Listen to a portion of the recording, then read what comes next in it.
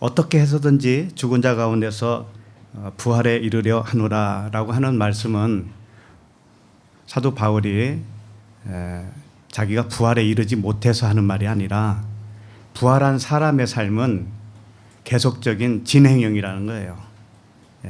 더 깊이, 더 넓게, 더 높이 하나님의 사랑을 알아가는 겁니다. 그래서 부활한 사람은 그 삶이 부활의 삶을 계속적으로 살아가는 거예요. 다함이 없다 이거죠. 그러한 삶을 우리가 살아야 되는 것이죠. 그래서 나에게서도 세상의 의미가 다른 가치관으로 변하는 겁니다. 우리가 세상에서 살고 있어요.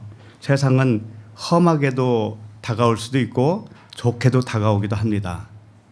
어제까지 아무 일이 없었다가 오늘 망할 수도 있어요. 이게 세상입니다. 그러나 이 세상에서도 흔들림 없이 평강으로 살아간다고 하는 것은 이 세상에서 떠나야 되는 거예요. 이 세상에서 떠나지 않으면 그 평강은 유지될 수가 없죠. 이걸 내가 할 수 있는 건 아니잖아요. 전적으로 하나님이 해주셔야 되죠. 그래서 우리는 늘 눈이 하나님께만 고정되어야 돼요. 어제 한 통화에 전화를 받았습니다.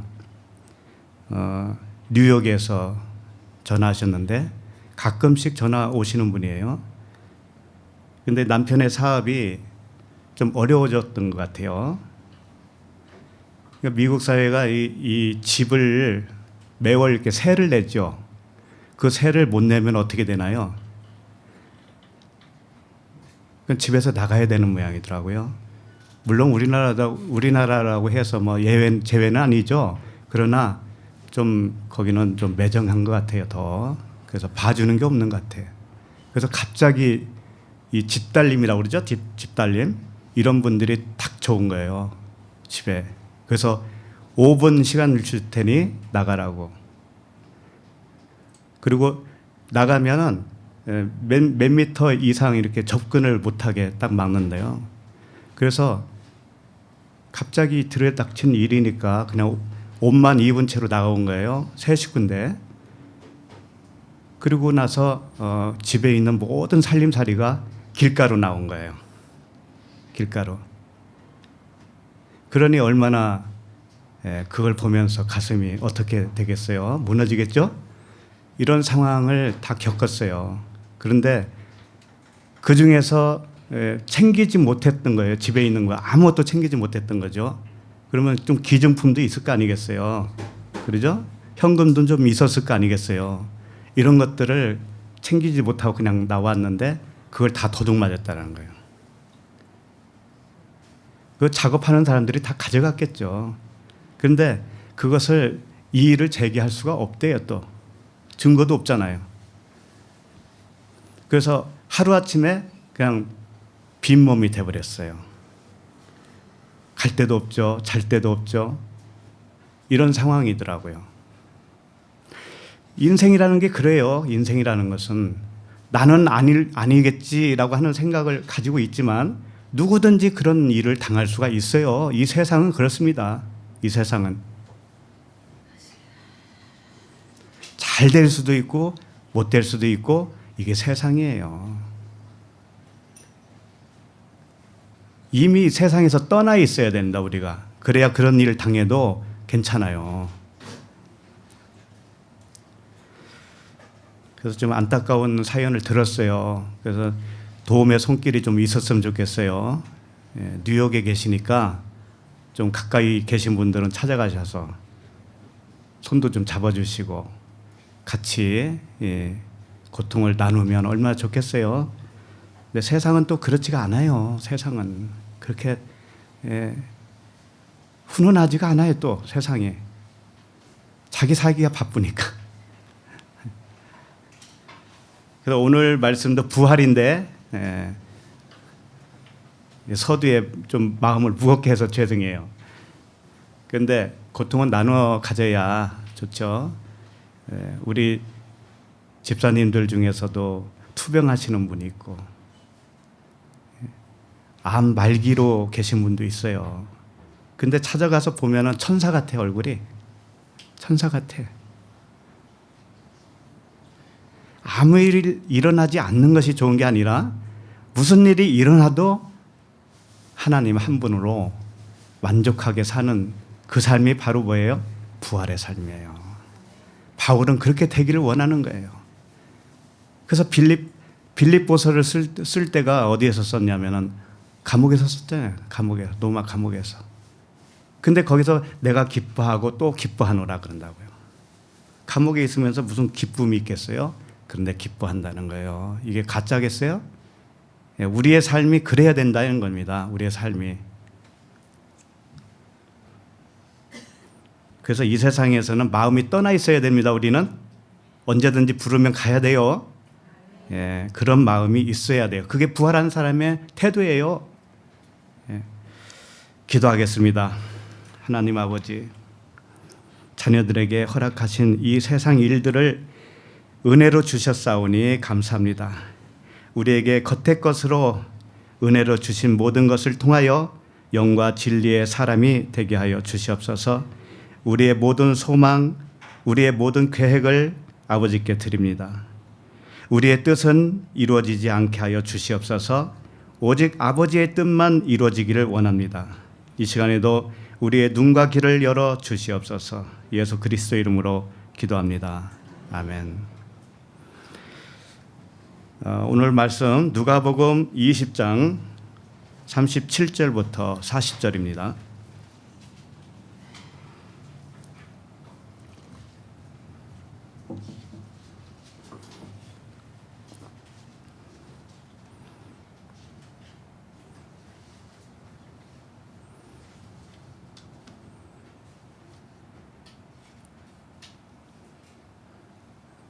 누가복음 20장 37절부터 40절 함께 읽겠습니다.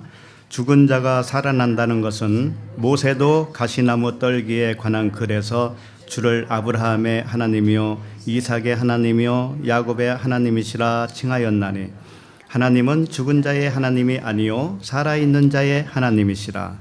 하나님에게는 모든 사람이 살아있느니라 하시니 서기관 중 어떤 사람이 말하되 선생님 잘 말씀하셨나이다 하니 그들은 아무것도 감히 더 물을 수 없음이더라. 누가복음 111번째 말씀, 제목은 부활 두 번째예요. 지난주에 부활했잖아요. 이번 부활 두 번째.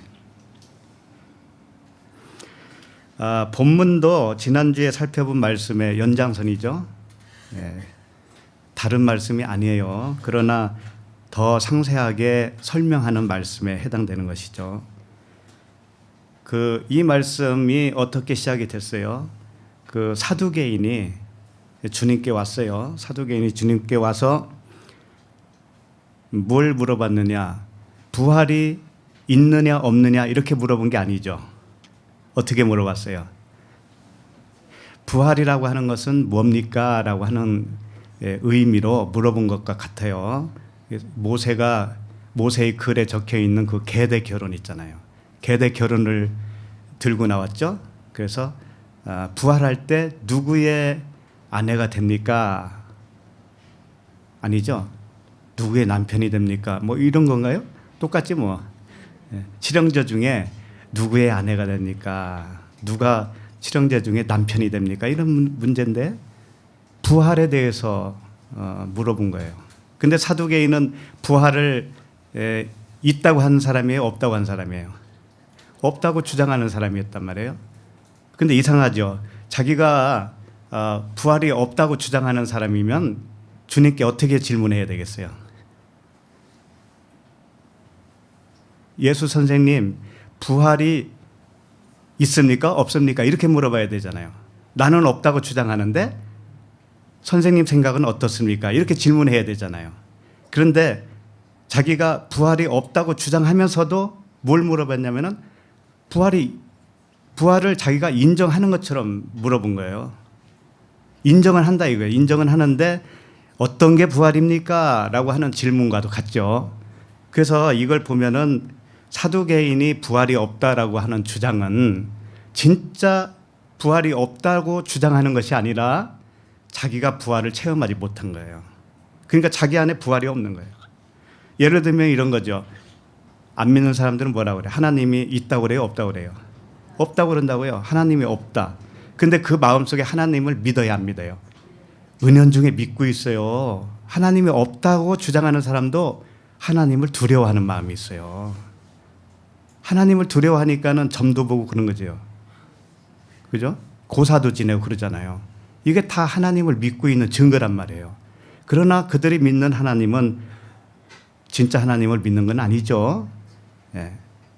바로 그런 것과도 같아요. 천국이 없다고 주장하는 사람이 있죠. 이것도 천국이 있다라고 자기도 생각을 하기는 하는 거예요. 그런데 없다고 주장하는 건 뭐냐면 자기가 천국을 경험하지 못했거든요.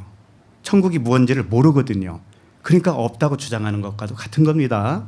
그래서 오늘 맥락도 그런 거예요. 사두개인이 부활이 없다고 주장하기 때문에 덤벼든 것이 아니에요.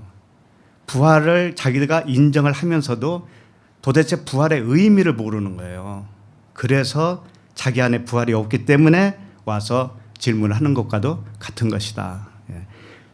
우리들이 다 그런 모습이었어요. 우리들이 천국도 있고 하나님도 계시고 부활도 있다라는 거 다 알죠. 그런데 우리가 처음에는 어떻게 알았어요? 부활을.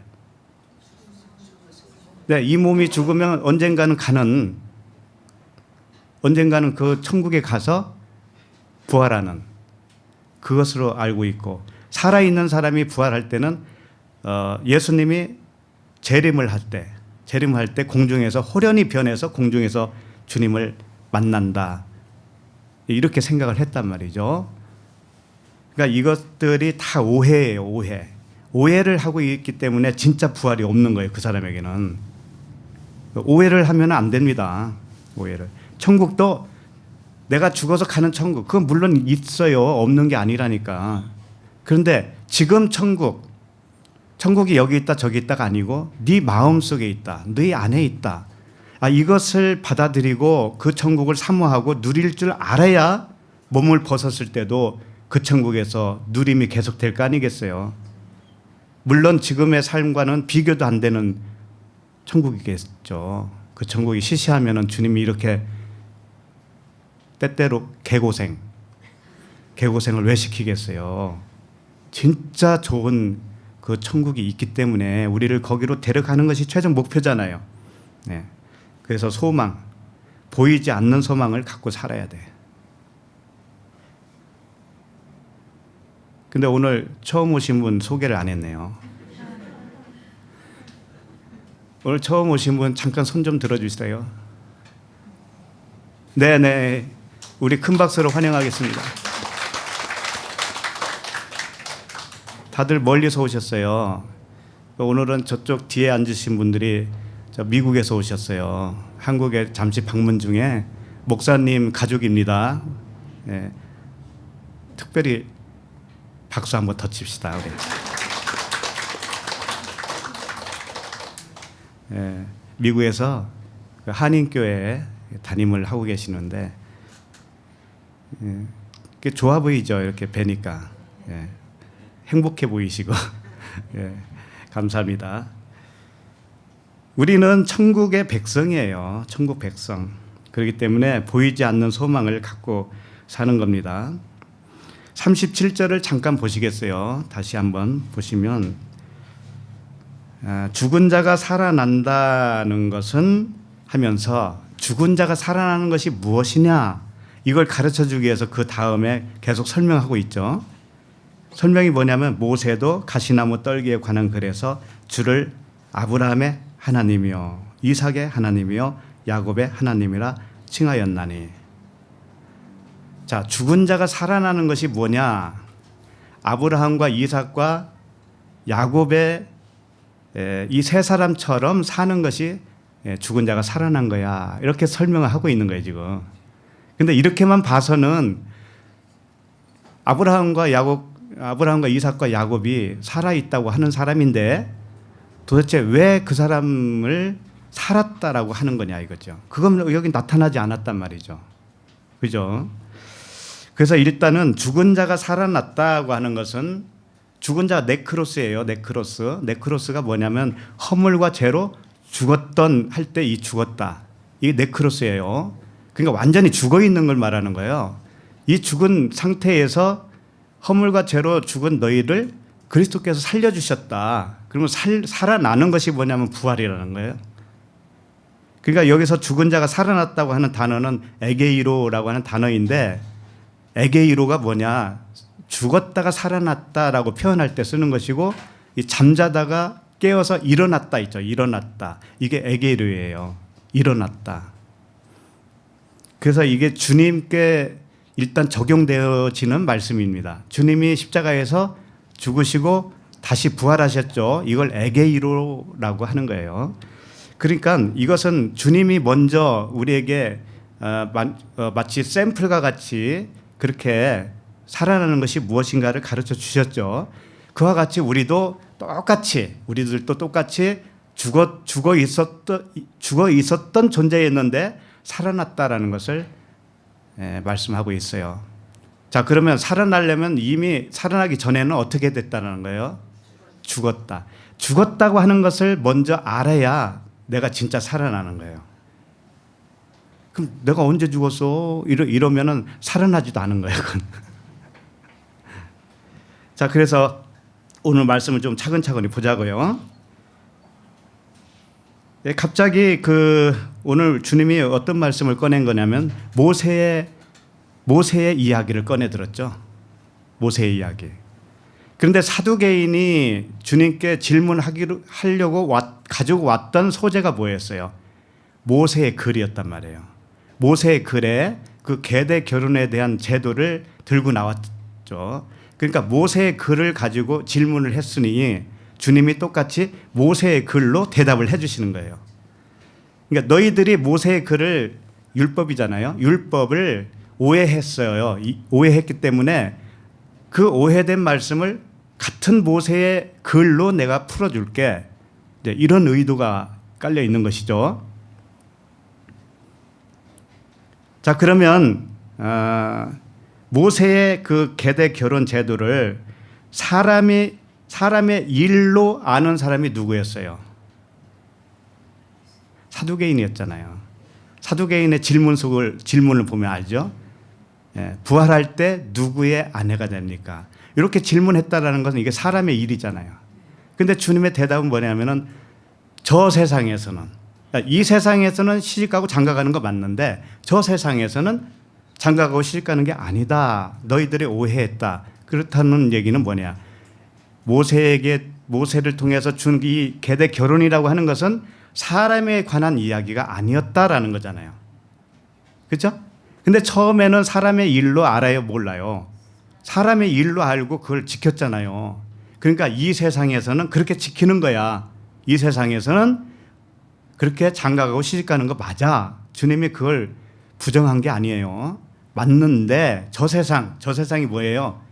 부활하면, 내가 부활한 사람이 맞다면, 내가 진리를 깨달은 사람이 맞다면 이제 시집가고 장가가는 것으로 여기지 않고 그것을 뭘로 여기겠어요? 그리스도와 나와의 관계로 그걸 잡는다 이거예요. 붙든다 이거죠. 깨닫는다 이거예요. 바울도 그랬잖아요. 아내와 남편 이야기를 쭉 하고 나중에 뭐라고 해요? 그리스도와 교회에 관한 이야기야. 그랬잖아요. 그죠? 그와 같이 하나님의 말씀은 사람에 관한 이야기로 들려주는데 처음에는 그걸 그렇게밖에는 모르기 때문에 사람이 그걸 지키려고 한다. 이게 율법에 갇힌 모습이에요. 그러나 거기서 부활하면, 눈이 떠지고 귀가 열리면 어떻게 된다는 거예요?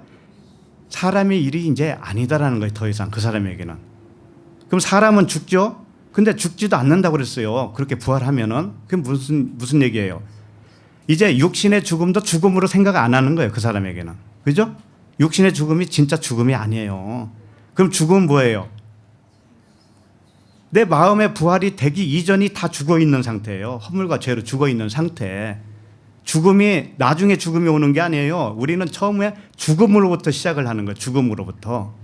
죽음으로부터 시작해서 죽지 않는 영생으로 마무리 지어지는 겁니다. 그러니까 이 세상 사는 게 뭐예요? 다 어둠이고 죽음이고 모형이고 그림자라고 그랬잖아요. 예. 이 세상의 삶이 다 죽음이었다니까 원래. 그걸 누워있다라는 거예요. 누워있는 거예요. 우리가 잠자고 있는 거였어요. 거기서 일어나는 게 에게이로, 부활, 아나스타시스 이렇게 표현하는 거예요. 그렇기 때문에 주님은 모든 걸 모형으로 줬다고, 표적으로 줬다고요. 이걸 가지고 뭘 깨달아야 되느냐? 천국의 비밀을 깨닫는 것이고 하나님 나라를 깨닫는 것이고 하나님 자신을 알게 되는 거예요. 그게 우리의 최종 목표입니다. 그래서 우리 생애 동안에 그 일을 통해서 가고 있는 거고 그 방향으로 가고 있는 거예요. 우리는. 그래서 결국 진짜 늙어서 죽잖아요.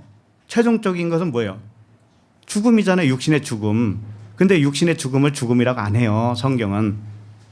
그러니까 얼마나 감사합니까? 예?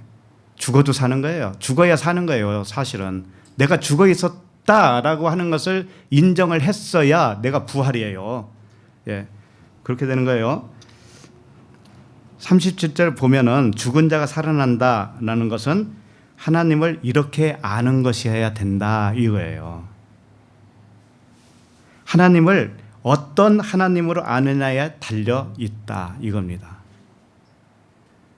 부활했다고 하는 것은 하나님을 옳게 보는 거예요. 옳게. 이제 옳게 아는 거예요. 근데 부활 이전에는 뭐예요? 하나님을 오해한 거예요. 오해.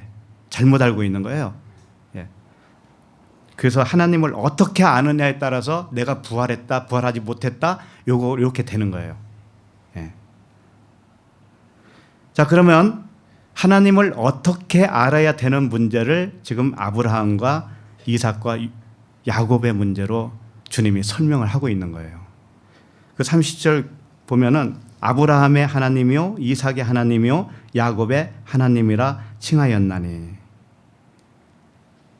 그러니까 아브라함, 이삭, 야곱처럼 하나님을 알아야 된다 이 말씀이에요. 그렇게 알지 못하면 부활한 사람이 아니다. 죽은 자가 살아난 것이 아니다. 그런 말씀하고 있는 거예요.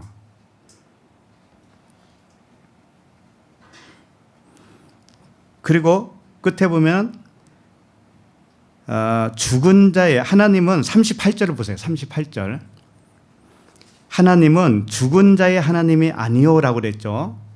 분명히 살아있는 자의 하나님이시라라고 그랬어요. 자, 이게 무슨 뜻일까요? 내가 하나님을 오해하잖아요. 그러면 내가 죽어있는 사람이에요. 그러면 하나님도 죽어있는 하나님이에요.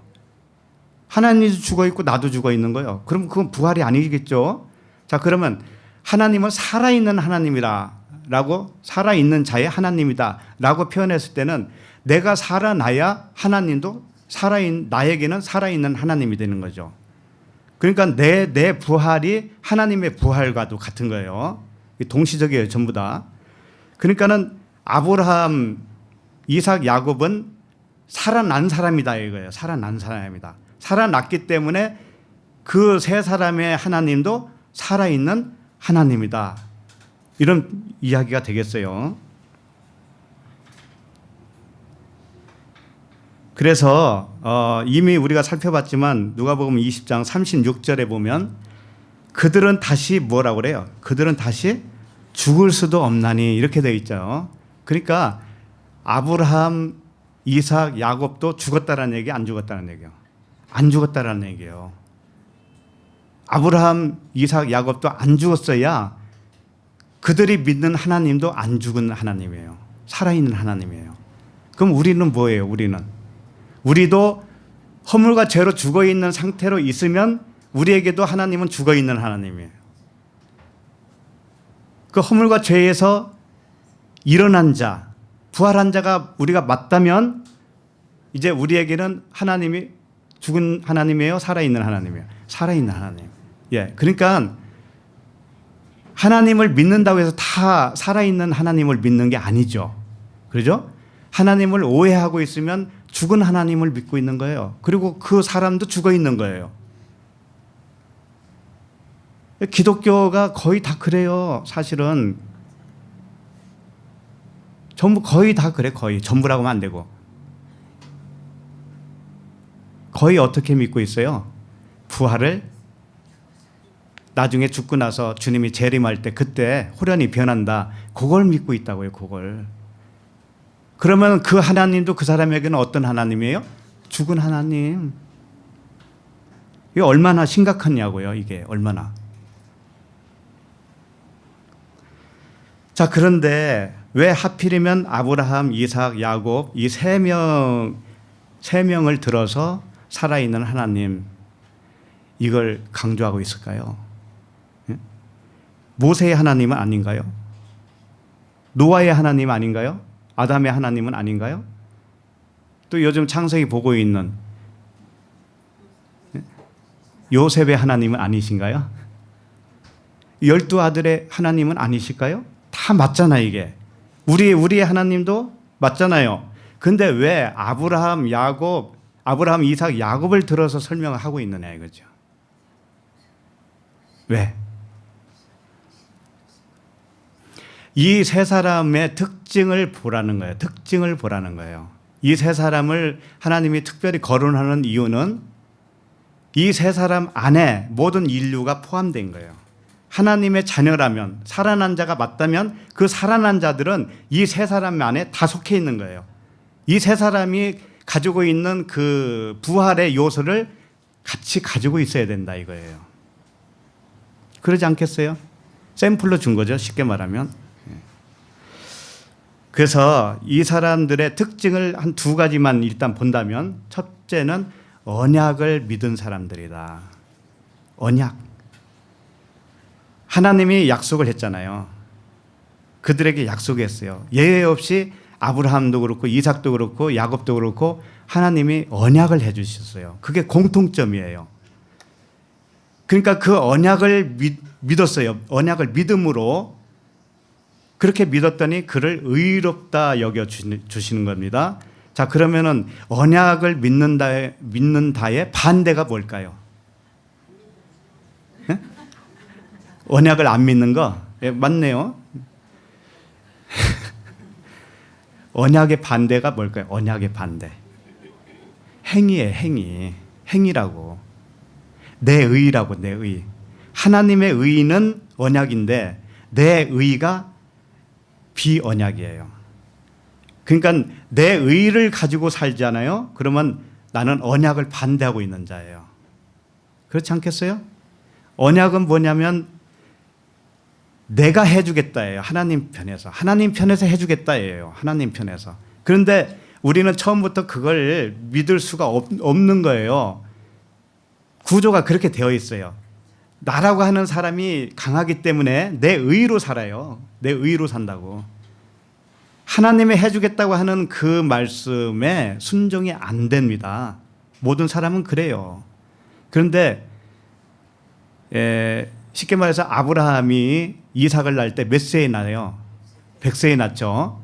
100세에 난다고 하는 것은 육신의 의로는 부활할 수가 없다라는 것을 가르쳐 준 것과도 같아요. 우리가 내 자신이 부활하는 것이 아들남이잖아요. 내가 나라고 하는 아들을 낳는 거예요. 아브라함이 이삭을 낳죠? 그러면 아브라함이 자기가 그렇게 부활을 했다는 것과도 같은 겁니다.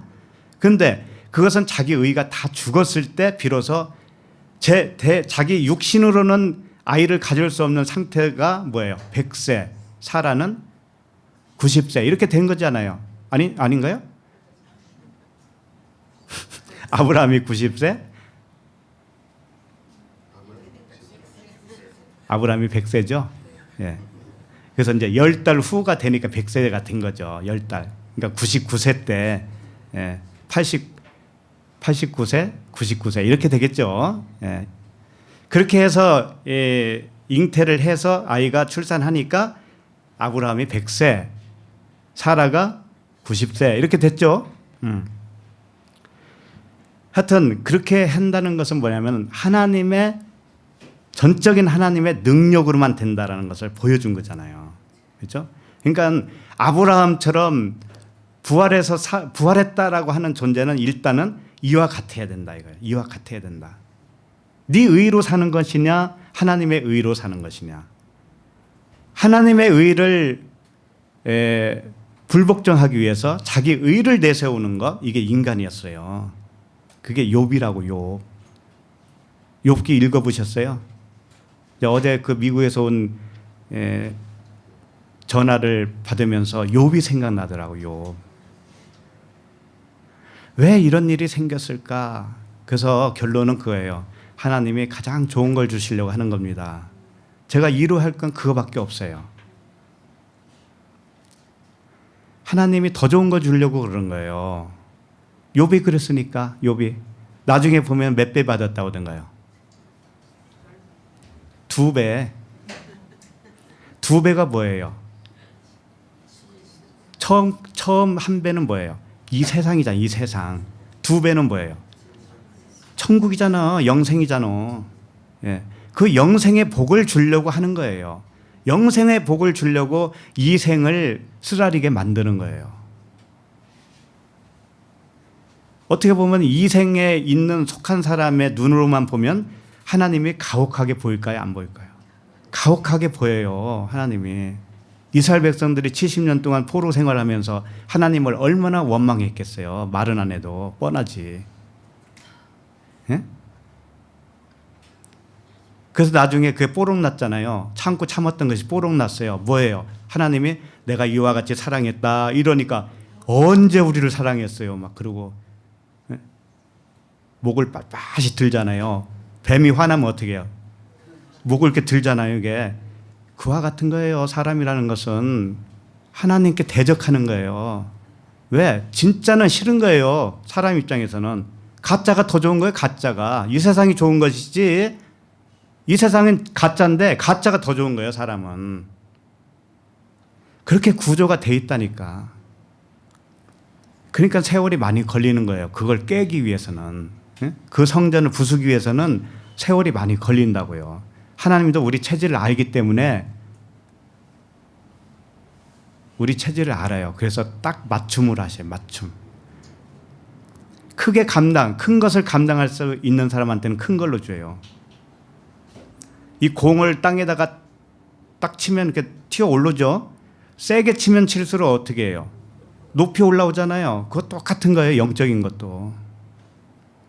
그러니까 이 세상에 패대기를 세게 치면 칠수록 그 사람은 높이 올라가는 공이다.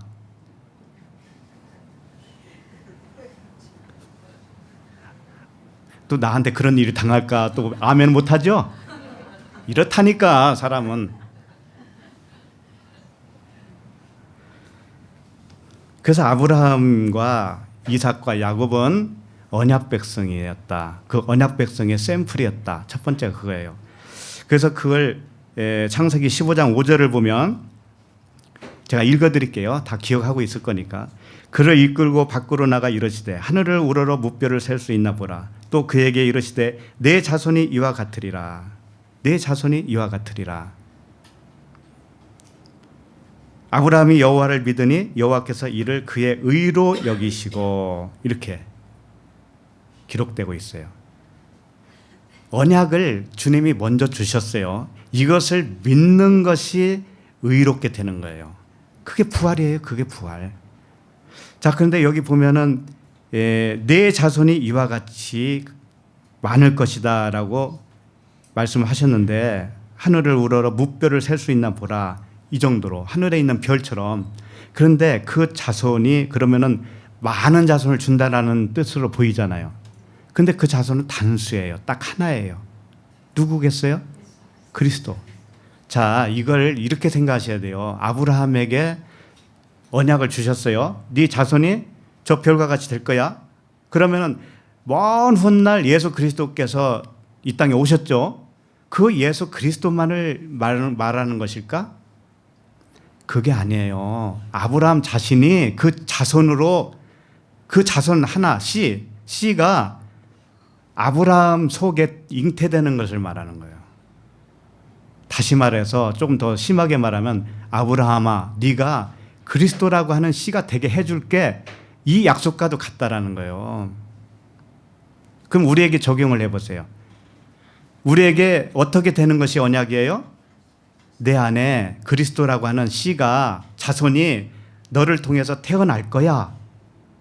그러면 주와 합한 영이 되는 거예요. 내가 주와 합한 영. 그러면 한 영이죠. 예. 하나님은 그리스도만 보시는 분이에요. 하나님은 우리 육신을 보는 게 아닙니다. 하나님은 보기는 보지. 그런데 취하는 거예요. 하나님 나라로 취할 때는 무엇만 취하냐면 그리스도만 취하는 겁니다. 그리스도만. 그러면 반드시 내가 그리스도와 이렇게 연합이 되어져서 한 영이 되어야 되겠죠. 연합. 이게 안 되면 내가 천국 백성이 될 수가 없는 거죠. 그러니까 2000년 전에 오신 예수 그리스도 이것만 가지고 얘기하는 게 아니에요. 그건 하나의 샘플이란 말이에요. 내 안에 그리스도라고 하는 씨가 들어와서 잉태되어서 출산이 되어지면 내가 아들인 거예요. 그것을 부활이라고 하는 거예요. 그래서 아브라함과 야곱과 이삭은 바로 이와 같은 사람들이다라고 하는 거예요. 이와 같은 거야. 그 다음에 이삭에 대해서도 창세기 26장 4절에 말씀이 있어요. 내 자손을 하늘의 별과 같이 번성하게 하며 이 모든 땅을 내 자손에게 주리니 내 자손으로 말미암아 천하 만민이 복을 받으리라. 이 이삭에게 준 이 언약입니다. 이는 아브라함이 내 말을 순종하고 내 명령과 내 계명과 내 율례와 내 법도를 지켰음이라 하시니라. 아브라함과 똑같이 너에게도 내가 언약을 해주는 거야. 이러는 거예요. 이삭에게. 그래서 약간 표현은 달라요. 아브라함과 이삭의 표현은 다르지만 아브라함과 똑같은 이야기예요. 똑같은. 네가 뭐라고 하냐면 내 율례와 내 법도를 지켰다고 그러죠. 그러니까 이것만 보면 또 뭐 율법을 지켰다는 말인가? 그런 게 아니란 말이에요. 아브라함이 뭐라고 했어요? 하나님이 언약을 믿었다고 그랬죠. 믿으니까 그걸 의로 여겼다고 그랬죠. 그러니까는 이삭도 똑같이 그렇게 된 거야. 그것을 다르게 표현했을 뿐이에요. 내 율례와 내 법도를 지켰다. 이렇게 표현한 거예요. 이게 뭐냐면은 율례와 법도를 지켰다고 하는 것이 뭐냐면은 우리가 행위로 이렇게 지켰다 이런 게 아니라고요. 마음에 그걸 율례와 법도로 마음에 새겼다 이런 뜻이에요. 그 언약 자체를 하나님의 언약 자체를 내 마음속에 품었다. 요게 율례와 법도를 지켰다라고 표현한 것뿐이에요. 그러니까 다 같은 거예요. 우리가 행위로 가면 안 되고 전부 다 하나님이 해주겠다고 하는 그 언약 자체를 내가 수용을 하고 내 안에 그리스도라고 하는 씨가 태어난다. 잉태되어서 출산되어진다. 그러면 나도 그와 한 영이기 때문에 주와 합하면 한 영이잖아요. 그러면 하나예요. 하나. 그분과 하나예요. 그러면은 우리는 이미 천국 백성이 된 거예요. 하나님 나라에 앉혀놓은 거예요. 예. 자, 그러면 야곱에게는 약속을 안 했느냐? 야곱도 똑같이 약속했을 거 아니에요. 이 세 사람을 들어서 표현하고 있으니까. 창세기 28장 13절에 보면 또 본즉 여호와께서 그 위에 서서 이르시되 나는 여호와니 너의 조부 아브라함의 하나님이요 이삭의 하나님이라. 내게 누워 있는 땅을 내가 너와 내 자손에게 주리니. 이렇게 야곱에게도 똑같이 내 자손이 땅에 티끌같이 되어 내가 서쪽과 동쪽과 북쪽과 남쪽으로 퍼져나갈지며 땅의 모든 족속이 너와 내 자손으로 말미암아 복을 받으리니. 이렇게 되어 있어요. 그러니까 이 제라, 그러니까 자손을 준다고 그랬잖아요. 자손은 항상 단수로 되어 있어요. 놀랍게도 아브라함에게도 언약할 때 그 자손을 주겠다고 그랬죠. 요게 단수. 이삭도 그래요. 아브라함에도 그래요. 이게 전부 그 제라 자손은 딱 하나를 주겠다라는 거예요. 하나. 누구겠어요 그게? 그리스도. 그래서 이걸 신학에서 뭐라고 그랬냐면은 갈라디아서 3장 16절에 보면 이 약속들은 아브라함과 그 자손에게 말씀하신 것인데, 아브라함과 그 자손에게 말씀한 거 맞죠? 것인데 여럿을 가리켜 그 자손들이라 하지 아니하시고 자손들이라고 하지 않았다 이거예요. 오직 한 사람을 가리켜 내 자손이라 하셨으니 곧 그리스도라. 신학에서 분명히 다 풀어주고 있죠. 네. 이렇게 되는 것이 부활이라는 거예요. 그리스도라고 하는 그분이 내 안에서 잉태되어서 아들로 출산되어지는 거, 그게 뭐예요? 부활이에요. 그리스도가 내 안에서 부활하는 거예요. 그러면 나의 부활이란 말이에요. 그게 똑같이 예수로는 함께 죽고 그리스도로 함께 살아나는 것, 이게 진짜 부활이라는 거예요. 이렇게 되지 않으면 그 사람은 죽은 사람이에요. 죽어 있는 사람이 아직은. 그리고 그 사람이 믿는 하나님도 죽은 하나님이에요. 그런 말을 하고 있는 거예요, 지금.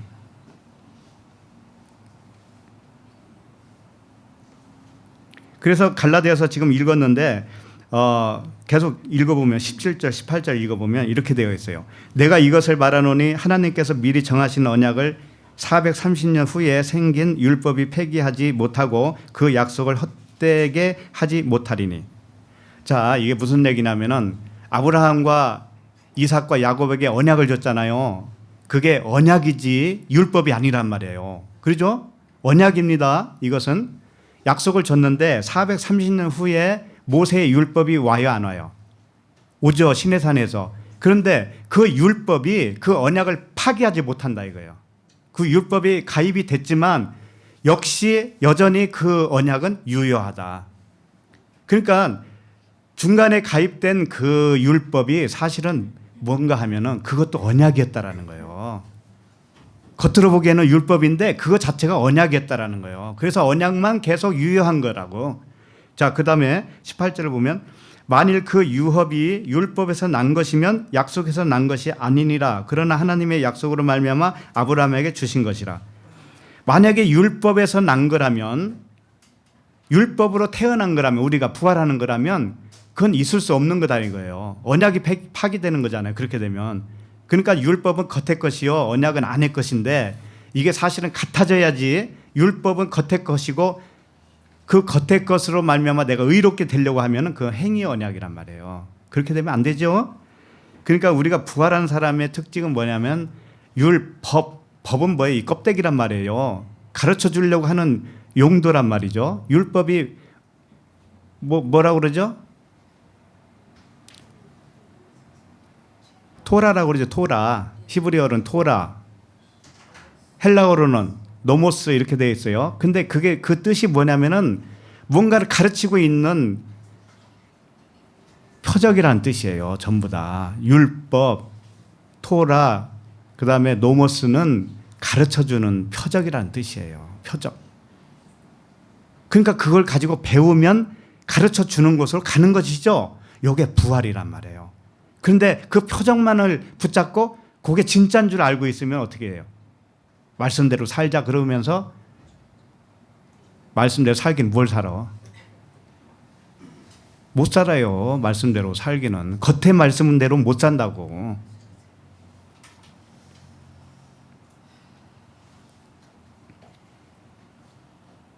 그래서 우리도 부활한 자가 맞다면 반드시 언약이 믿어져야 돼요. 언약이 믿어져야 돼. 행위의 율법으로 명령으로 받았다가는 그 사람은 부활에 뭔지도 몰라요. 하나님의 말씀을 명령으로 받잖아요. 명령으로 받으면 내가 해야 되잖아. 내가. 그럼 내 의의가 작동할 수밖에 없죠. 그게 뭐냐면 자기 의의를 주장하면서 하나님의 의의를 부정하는 것과도 같아요. 어린아이가 어머니 품에 있는 어린아이가 우유를 엄마가 먹여주잖아요. 그런데 자기가 먹겠다고 하는 것과도 같은 거예요. 분유를 내가 타서 먹을게. 엄마 가만히 계셔. 그런 것과 같다고요. 그런 것 같아요. 틀린 게 아니라고. 자, 그 다음에 두 번째 특징이 뭘까요? 첫 번째는 언약이라고 그랬습니다. 이 세 사람 아브라함, 이삭, 야곱은 언약의 하나님으로 믿은 거예요. 그래서 그 사람도 살아난 것이고 그 하나님도 살아있는 하나님이에요. 자, 이렇게 되는 것이에요. 두 번째는 뭐냐면 이 세 족장이죠. 세 사람은 족장인데 성막을 의미하고 있는 거예요. 성막. 이름값이 그래. 이름 자체가. 자, 성막은 어떻게 되냐면은 성막들과 성소와 지성소 이게 세 가지로 나눠져 있죠. 자, 그러면 성막들이라는 건 뭐냐면 밖에서 성막을 쳐다보는 것과도 같죠. 이게 아브람이에요. 아브람이 뭐예요? 성막들이라고. 뜰. 거기에서 이제 아브라함이 됐죠. 아브라함이 되면은 성전을 전체를 의미해요. 성전 전체. 자, 그래서 아브라함은 무엇을 의미하고 있냐면은 열국의 아버지다라고 그러죠. 사라를 열국의 어머니라고 그러죠. 그러니까 아브라함은 열국의 아버지예요. 그러니까 모든 믿는 자를 표상으로 하고 있다 이거예요. 아브라함이. 그러니까 나도 하나님의 자녀라면 나도 아브라함과 동일한 거예요. 성전이 되었다 이거예요. 성전. 너희는 하나님의 성전인 것과 성령이 거하시는 하나님의 전인지 모르느냐 그러잖아요. 그러니까 우리가 아브라함과 똑같아요. 성전이란 말이에요. 그러니까 성전을 의미할 때 아브라함이에요. 자, 그러면 이삭과 야곱은 뭘까요? 이것을 성전인데 이것을 좀 세밀하게 설명해 주는 거예요. 이삭은 뭐냐면 성소예요. 성소. 아브라함은 성전이라면 그 안에 성소가 이삭이라고요. 그리고 지성소가 뭐예요? 야곱이란 말이에요. 이렇게 해서 이 세 사람을 어떻게 설명하고 있냐면 삼일길로 설명하고자 하는 거예요. 삼일길. 그러니까 성전, 그 다음에 성소가 뭐냐면은 이삭이죠. 이삭은 모리아산에서 자기를 드렸어요, 안 드렸어요? 드렸잖아요. 자기를 드리는 예수를 의미하잖아요. 그죠? 그러면 야곱은 뭐예요? 야곱은 발꿈치라는 뜻이에요. 발꿈치를 잡다. 이게 야곱입니다. 이삭은 뭐예요? 웃다라는 거예요. 웃다. 그러니까 이삭이 어떻게 웃느냐? 승리해야 웃는 거예요. 승리해야. 그럼 어디서 승리한 거예요? 십자가에서 죽음과 부활. 죽으니까 부활로 된 거예요. 이게 승리란 말이에요. 그래서 웃는 거예요. 그 우리도 일을 참 어이없는 일을 당해도 웃어요, 안 웃어요? 허허 웃잖아요. 기가 막혀서 웃죠? 기가 막혀야 되는 거예요. 나라고 하는 생각은 없어져 버려야 돼요. 그래야 웃음만 나오지. 그죠? 그래서 100세에 낳은 그 이삭이 모리아산에서 드려져요. 제물로. 이것은 예수 그리스도를 모형하고 있죠. 그래서 아들 예수, 하나님의 아들 그리스도를 모형하고 있는 게 누구예요? 이삭이다. 이삭. 그래서 이런 말씀이 있어요. 고린도전서 15장 57절에 보면 우리 주 예수 그리스도로 말미암아 우리에게 승리를 주시는 하나님께 감사하리로다. 우리에게 승리를 주는데 이렇게 되면 웃는 거예요, 우리가. 그렇죠? 승리를 해야 웃잖아요. 그러면 웃는 것은 누가 준 거예요? 그 웃음을? 우리 주 예수 그리스도로 말미암아 이렇게 돼 있잖아요. 예수 그리스도로 말미암아 승리를 준다 이거예요. 그것을 누가 우리에게 샘플로 보여주고 있냐면 이삭이다. 이삭. 예? 그러니까는 아브라함은 성부 하나님이라고 한다면 이삭은 무엇을 의미하고 있어요? 성자 하나님. 그러면 야곱은 뭐겠어요? 성령 하나님이지 보나마나. 그걸 의미하고 있다 이거예요. 왜 그러냐면 야곱은 발꿈치를 잡는 것이죠. 근데 그게 변해서 뭘로 변하던가요? 이스라엘로 변하죠. 이스라엘. 하나님이 승리하신다. 하나님이 함께 하신다. 이게 이스라엘이에요. 이스라엘. 하나님이 이제 하는 거예요.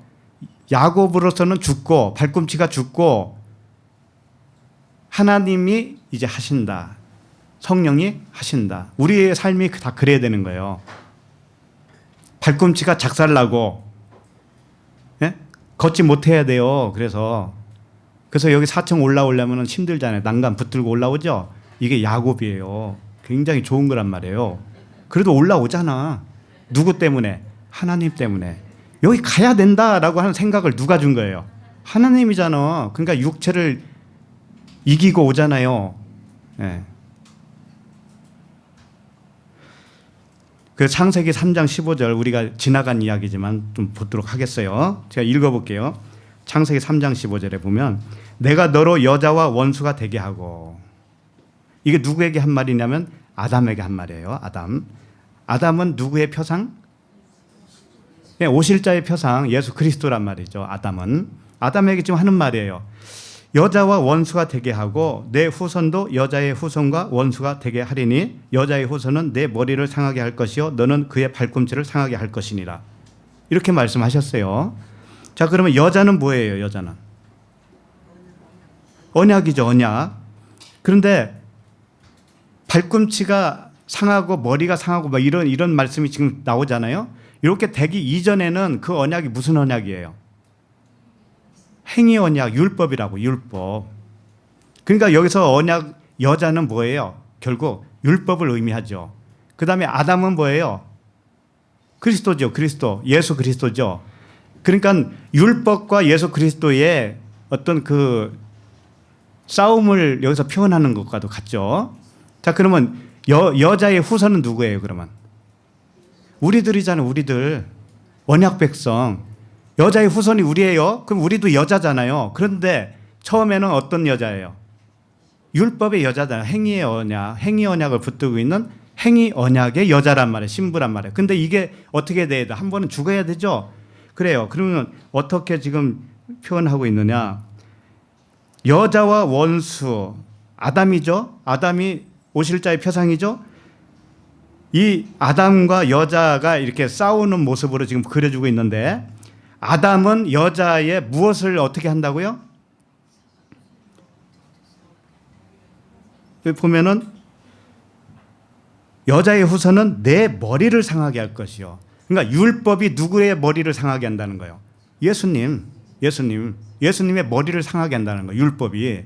그러면 예수님은 율법에 뭘 상하게 한다는 거예요? 발꿈치. 우리들이 그리스도를 통해서 발꿈치가 상하는 거예요. 자, 발꿈치가 상하는 것이 뭐냐면 주님이 그 6월절 떡을 먹을 때 제자들에게 발을 씻어줘요, 안 씻어줘요? 발 씻어주는 게 발 상하는 거예요, 우리가.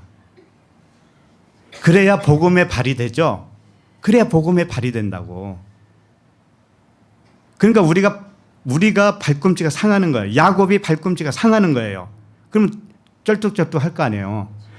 이렇게 해주시는 분이 누구냐면 그리스도예요. 성령께서 오시면 그런 일이 발생하는 거예요. 그런데 먼저 무슨 일이 났냐면 나 때문에 또는 율법 때문에 주님이 죽어주시죠.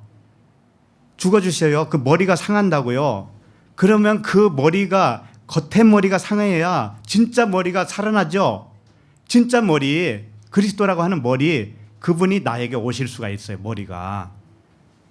그분이 겉에 머리는 상하고 진짜 머리로 나에게 와야 내 머리가 되어주시잖아요. 나는 신부고 그는 머리다. 나는 몸이고 그는 머리다. 이렇게 되잖아요. 그 말씀을 하는 거예요. 그러니까 야곱은 뭐냐면은 발꿈치를 상하고 예수 그리스도를 의미하죠. 야곱으로서는 발꿈치를 상하고 또 야곱으로서는 머리도 상하는 거예요. 그분 하나를 다 표현한 거기 때문에 머리를 상하고 상한 분도 예수님이시고, 발꿈치를 상한 것도 사실 율법이지만 율법 아래로 오신 분이 누구예요? 그분이잖아요. 그러니까 그분 이야기란 말이에요. 그렇게 해서 뭘로 되느냐면은 성령으로 부활하시는 거죠. 그리스도로 부활하는 거죠. 그것을 보여주는 사람이 누구냐면 야곱이다. 이렇게 해서 성부, 성자, 성령 한 하나님을 그렇게 그려주고 있어요. 이걸 삼일길이라고 그러는 거예요. 이걸 우리가 다 배워서 내가 부활하는 것이 뭐냐면 그게 삼일길을 당하는 거예요. 나로 해서는 삼일길을 당해야 길과 진리와 생명이 되어지는 거예요. 그죠? 믿음, 소망, 사랑이 되어지는 거예요.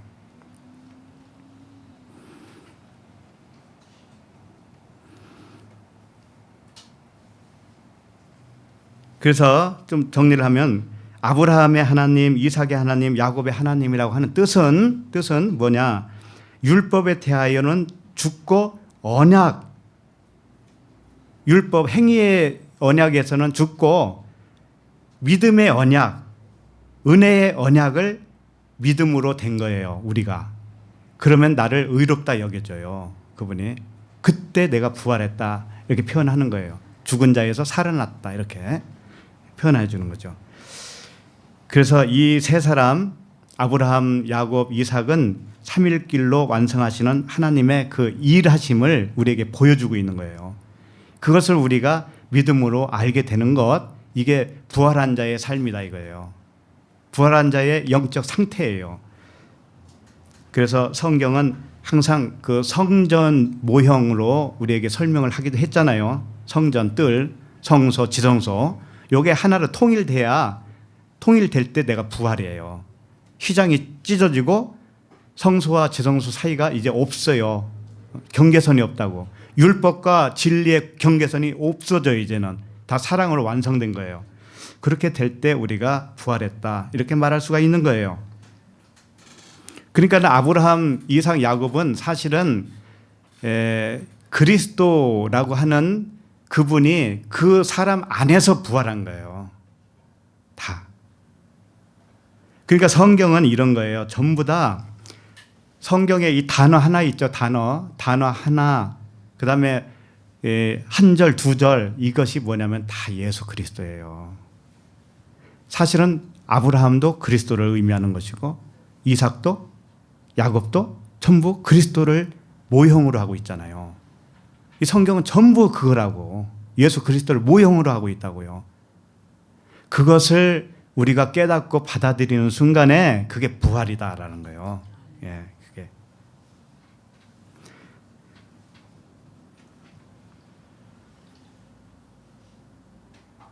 그래서 아까도 살펴봤지만 그 에게이로가 죽은 자 안에서 살아났다. 에게이로 살아났다. 일어났다. 이런 뜻이라고 그랬죠. 이것을 주님이 자기 자신이 이렇다라는 것을 설명해 줘요.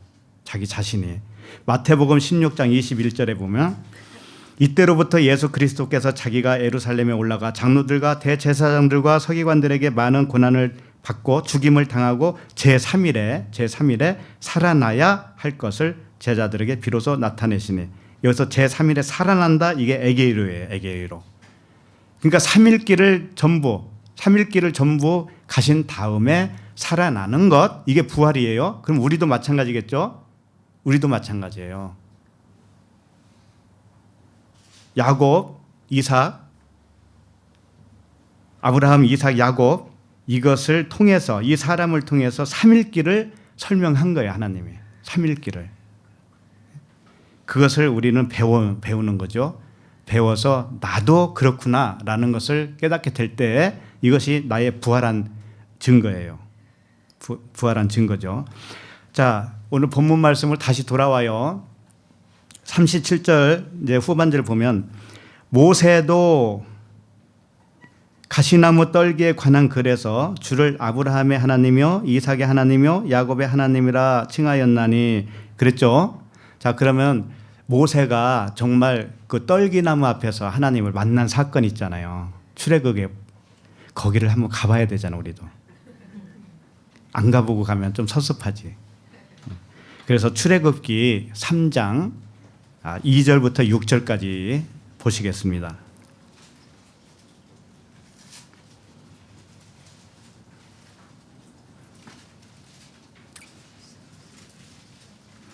출애굽기 3장 2절부터 6절까지예요.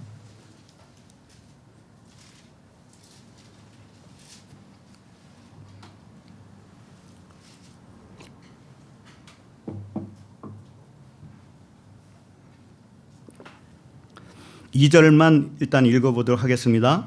여호와의 사자가 떨기나무 가운데로부터 나오는 불꽃 안에서 그에게 나타나시니라. 그가 보니 떨기나무에 불이 붙었으나 그 떨기나무가 사라지지 아니하는지라.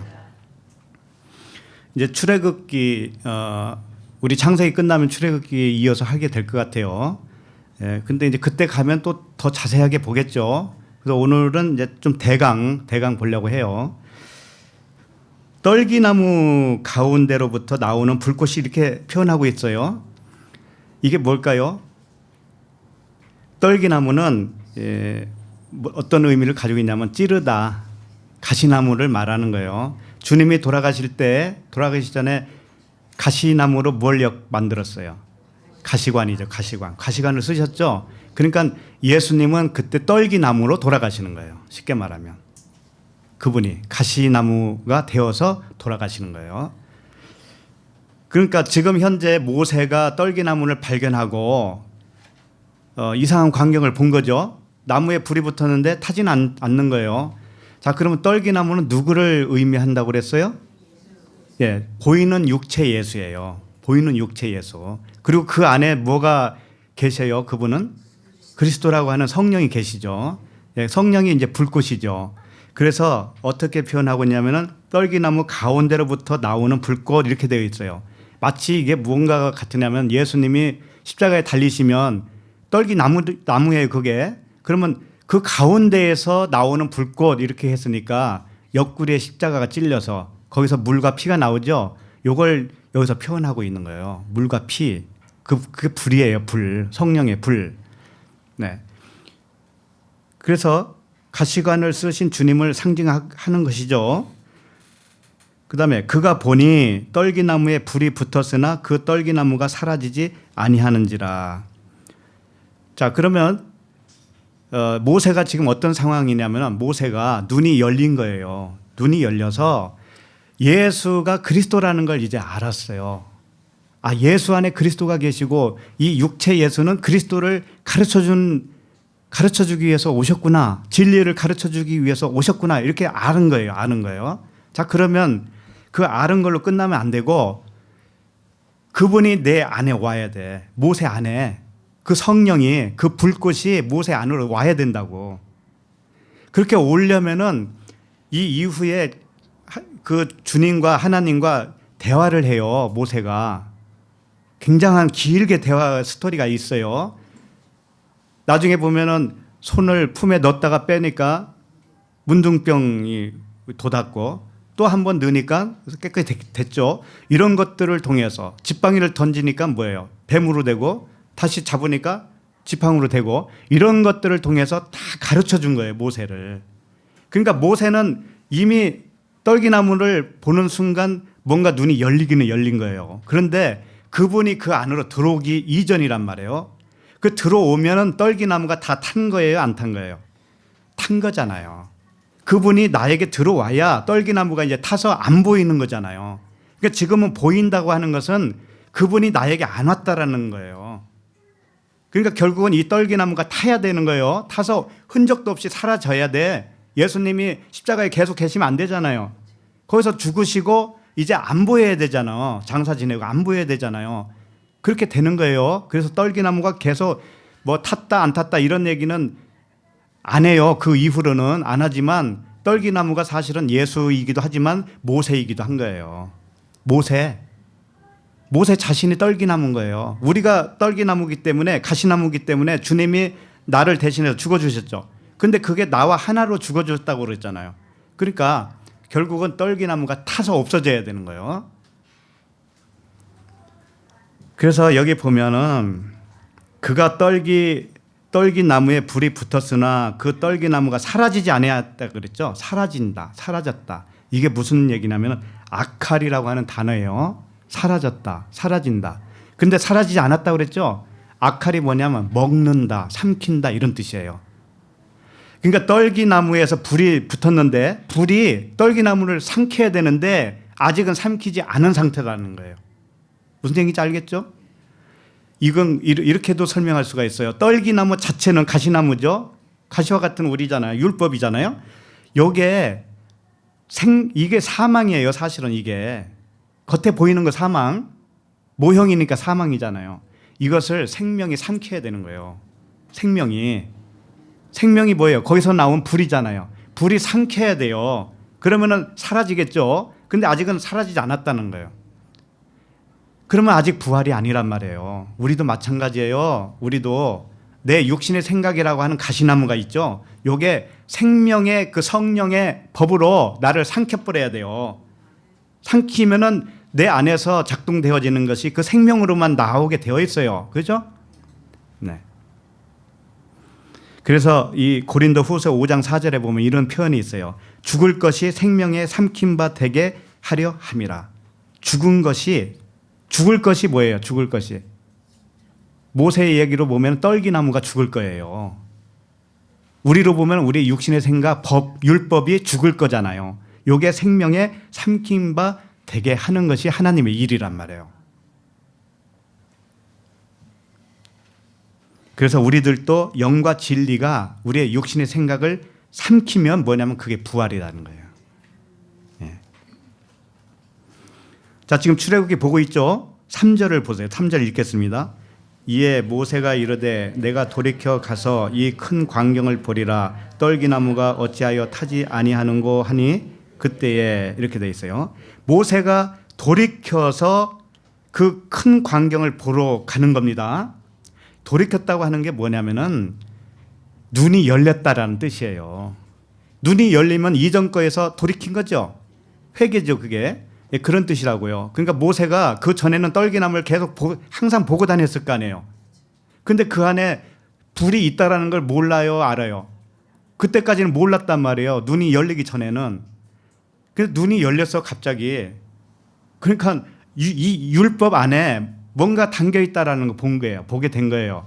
우리도 이 표면의 말씀 이면에 진리가 있다라는 걸 이제 알게 된 겁니다. 자, 그러니까는 둘이 다 보이는 거예요. 떨기나무도 보이고, 쉽게 말해서 이 66권도 보이고, 그 안에 뭐도 보여요? 진리도 보이기 시작한 거죠. 근데 진리 대신 그리스도가 내 안에 와야 된다니까. 근데 아직은 안 왔어요. 안 오니까 이게 아직 보이는 겁니다. 세상이 아직 보이는 거예요. 그분이 내 안에 안 오면. 그래서 세상 것으로 일에 일비 이렇게 하는 거예요. 그분이 안 오셨기 때문에. 그러니까 정신 차리라고 하는 거예요. 정신 차리라고. 그래서 이 말씀을 계속 주는 겁니다. 그러니까 모세처럼 일단 돌이키는 건 좋죠. 예, 우리도 다 돌이킨 거예요. 근데 부활이 됐는지 안 됐는지 나도 몰라. 계시로 인해서 율법을 벗어난 거예요. 일단 이게 돌이켰다라는 겁니다. 그러니까 이거예요. 이게 다른 데 찾지 말고 그 갈라디아서 3장 23절에 보면 믿음이 오기 전에는 우리는 율법 아래에 매인바 되고 계시될 믿음의 때까지 갇혔느니라 그러죠. 예? 찾지는 마시고 본문 계속 봐야 되니까. 믿음이 오기 전에 이 믿음이라는 게 그리스도 자신을 의미하는 겁니다. 그리스도 자신이 오셔야 그게 믿음이 온 거예요. 그때까지는 율법 아래에 매인바 되고 거기에 갇혀 있다. 그런 거예요. 이게 쉬운 얘기 같죠? 남 생각하지 마요. 각자 자신을 생각하시라고요. 자, 그렇게 이게 풀어주는 언약이기 때문에 하나님이 다 해주셔요. 걱정할 거 없어요. 자, 출애굽기 지금 3절을 보고 있습니다. 3절 보시면 그 계속 보시면 큰 광경을 보리라 그랬잖아요. 큰 광경. 굉장히 웅장한 광경이라는 뜻이죠. 성경은 진리만을 설명한다는 거 아셔야 돼요. 큰 광경이 뭘까요? 그 전에는 큰 광경이라고 생각했을까요, 안 했을까요? 맨날 떨기나무 옆에 지나다니면서 모세가 큰 광경으로 생각을 못했어요. 이게 무슨 얘기냐면 나라는 사람 있죠. 나라는 사람. 내가 육신의 생각, 내 의 있죠. 이게 크다라는 것을 몰랐어요. 처음에는. 그럼 큰 것을 아는 순간 내가 장자가 되는 거죠. 장자는 어떻게 돼야 돼요, 그러면? 죽어야 되잖아. 그러니까 죽어야 할 나를 발견하기 이전에는 그게 큰 광경이 아니에요. 큰 광경이 되었다라는 것은 성령의 조명이 있었기 때문에 아, 내가 큰 자고 장자구나. 내가 첫 것이구나. 이 세상이 첫 것이네. 이거 인정을 하게 되는 것이죠. 그렇게. 그래서 큰 광경이라 하는 거예요.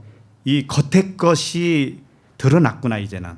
그 안의 것을 통해서 성령의 조명으로 인해서 이게 겉의 것이 큰 거구나라는 것을 이제 깨닫게 된 거예요. 모세 자신이 내가 큰 놈이네. 이걸 깨닫게 된 거예요. 이렇게 되는 것이 부활이라니까요. 그래서 큰 광경을 뭐라고 하냐면 가돌 마르에. 마르에가 뭐냐? 겉의 것이 크다라는 거예요. 가돌은 크다라는 뜻이고 마르에는 광경을 얘기하는 건데 이 깨달았다라는 뜻이에요. 깨달았다. 큰 것으로 깨달았다. 내가 장자라는 것을 깨달았다. 깨달아져야 죽든지 말든지 할 거 아니에요.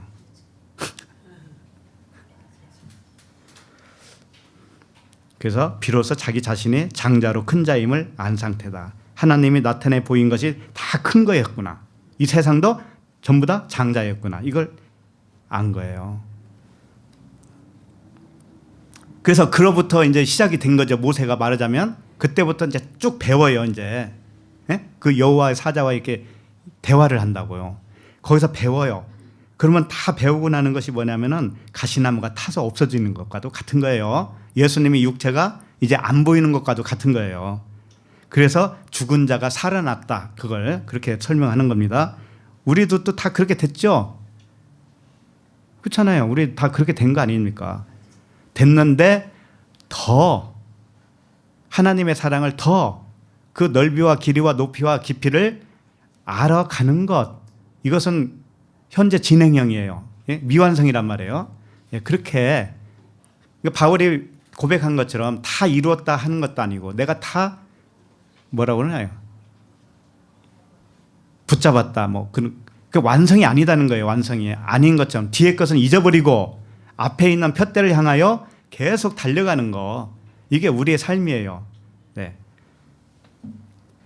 자, 그러면 출애굽기 지금 4절을 읽어볼까요? 4절 시작. 여호와께서 그가 보려고 돌이켜 오는 것을 보신지라 하나님이 떨기나무 가운데서 그를 불러 이르시되 모세야 모세야 하시매 그가 이르되 내가 여기 있나이다. 여호와께서 모세가 돌이켜 오는 것을 봤다라는 것이죠. 그건 뭐예요? 이제 눈이 열렸다라는 것을 아는 거죠. 하나님이 그렇게 해주신 거예요. 모세가 잘나서 그렇게 했겠어요. 하나님이 다 그렇게 해주시고 또 자기한테 오는 것도 온다 이렇게 또 표현을 해주시고, 얼마나 참 하나님이 고마우신 분인지. 주 앞에서 돌이킬 때 모세가 돌이켰다고 그랬잖아요. 그게 이제 성령의 조명으로 이제 보이기 시작한 거죠. 그러면 음성이 들리기 시작한 것과도 같아요. 하나님의 음성이, 진짜 음성이 그 깨달음을 통해서 들리는 겁니다. 그러니까는 주님이 어떻게 해요? 모세야 모세야 불렀잖아요. 그럼 모세가 그 음성 들었어요, 안 들었어요? 들었잖아요. 그러니까 이 돌이켜야만이, 돌이킨 후부터 우리를 부르는 소리가 들리는 거예요. 근데 모세가 귀가 어두워서 모세를 2번 불렀을까요? 네? 보청기가 없어서 그랬나? 모세야 모세야 2번 불렀잖아요. 이게 무슨 뜻이겠어요? 모세야 모세야 너 2번 변해야 돼, 그거예요. 네? 물로 한 번 변하고 불로 한 번 변해야지.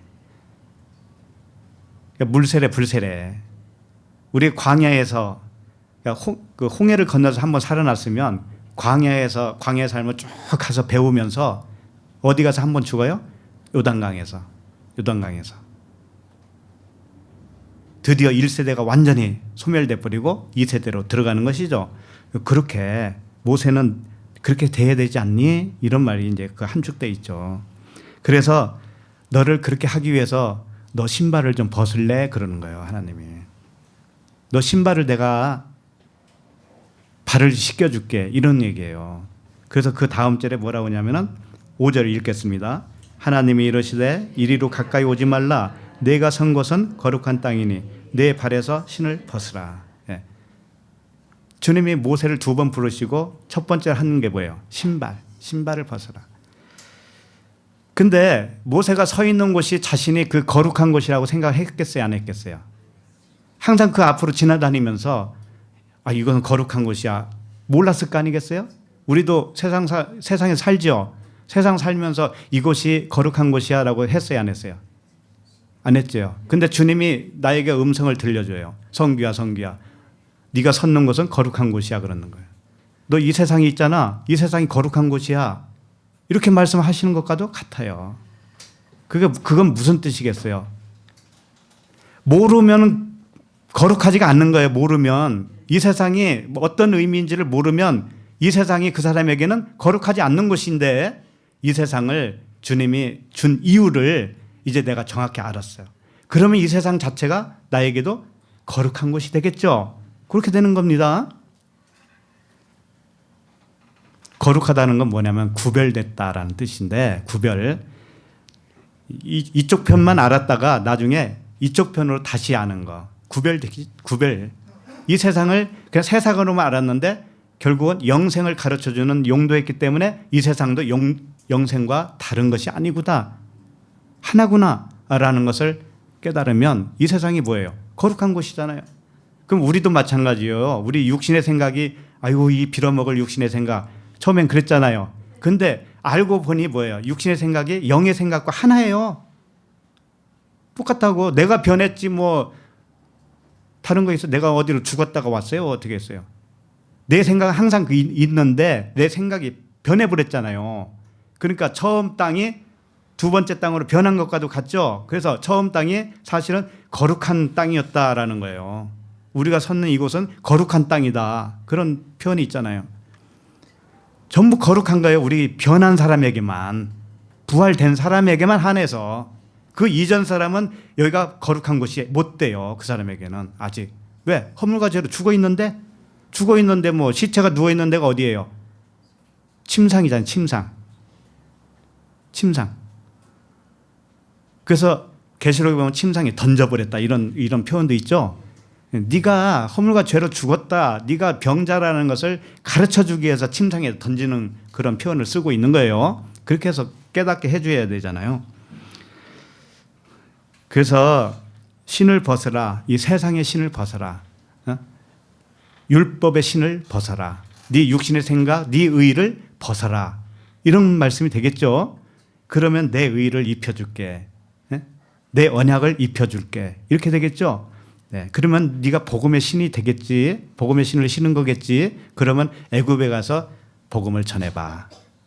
애굽에 너희 형제들이 있잖아. 거기 가서 걔네들을 꺼내와. 네가 복음의 신을 신지 않으면 그걸 할 수가 없어. 그러니까 신부터 벗어야지. 신부터 갈아 신어야지. 이런 말씀이라고요. 그런데 6절 보세요. 시작. 또 이르시되 나는 내 조상의 하나님이니 아브라함의 하나님, 이삭의 하나님, 야곱의 하나님이나 모세가 하나님 배웠기를 두려워하여 얼굴을 가리매. 자, 여기에 그 말씀이 나온 거예요. 드디어 아브라함의 하나님, 이삭의 하나님, 야곱의 하나님. 하나님 자신을 그렇게 소개한 거죠. 그랬더니 저 모세가 어떻게 반응을 해요? 모세가 하나님 배웠기를 두려워하여 얼굴을 가렸다 이렇게 돼 있죠. 이미 아브라함, 이삭, 야곱에 대해서는 제가 설명해 드렸죠. 이렇게 설명을 들어보니 어떻게 된 거예요? 겉의 것을 봐야 돼요? 안의 것을 봐야 돼요? 예, 행위를, 율법을 붙들어야 돼요? 언약을 붙들어야 돼요? 언약을 붙들어야 되죠? 안의 거. 그러니까는 모세가 어떻게 해요? 얼굴을 가려. 왜? 겉의 걸 안 봐야 되니까. 그렇죠? 우리도 겉의 것에 대해서는 눈을 가려야 돼요. 얼굴을 가려야 돼요. 그게 벙어리가 되는 거예요. 그게 벙어리, 기머거리. 그게 좋은 거예요. 이 세상에 대해서는 기머거리, 이 세상에 대해서는 맹인이 되어야 된다고요. 그러면 안의 것만 보게 되어 있죠. 안의 것만. 예. 지금 모세가 그걸 하고 있는 거예요. 그렇게 안 하면 두려운 거죠. 하나님을 겉의 거 하나님으로만 보면은 두려운 거예요. 자기도 겉의 사람밖에 안 되니까. 그렇게 되면 부활이 아니죠. 그러니까 두려울 수밖에 없잖아요. 그거예요. 그래서 겉의 것을 믿는 것이 아니고 안에 있는 진리의 하나님을 믿는 자야 그걸 죽은 자에서 산 자다라고 해주시는 겁니다. 그러니까 모세가 주님이 여호와께서 모세에게 아브라함의 하나님, 이삭의 하나님, 야곱의 하나님 하는 순간에 깨달은 거예요. 근데 이게 짧게 지나가는 것 같지만 굉장히 오랜 세월 동안 배우는 거예요. 실제로는. 우리도 그렇잖아요. 예.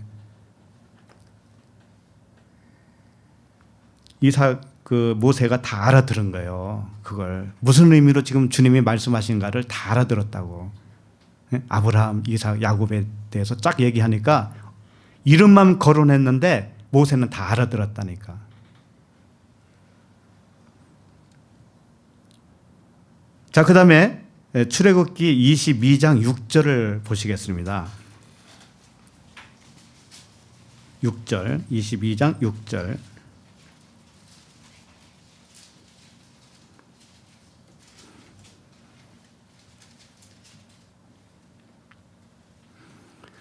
읽어볼까요? 불이 나서 가시나무에 댕겨 낯가리나 거두지 못한 곡식이나 밭을 태우면 불러온 자가 반드시 배상할지니라. 네. 이게 무슨 말씀이냐면은 여기 가시나무도 나오죠. 가시나무나 밭에 불을 붙인 자가 있죠. 네? 불을 붙이면 누가 배상을 해야 된다고요? 불 붙인 사람이 배상을 해야 돼요. 실질적으로도 뭐 그렇게 해야 맞는 거 아니에요? 이치적으로도. 그런데 이게 다 상징이라고 그랬죠?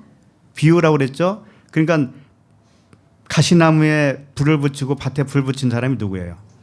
하나님 자신이잖아요. 아까 떨기나무에 불 붙은 게 누가 한 거예요? 그게 하나님이 한 거죠.